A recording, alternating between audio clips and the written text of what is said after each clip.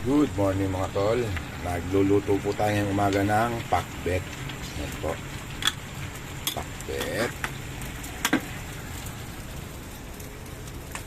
Saka sisig. Kunting sisig. Yan. Yan ang ating almusal at baon.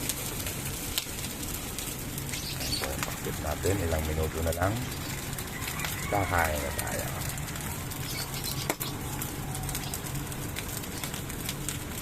Pakbet, sisig na giniling, pakbet. Yan ang ating almusal sa umagang ito.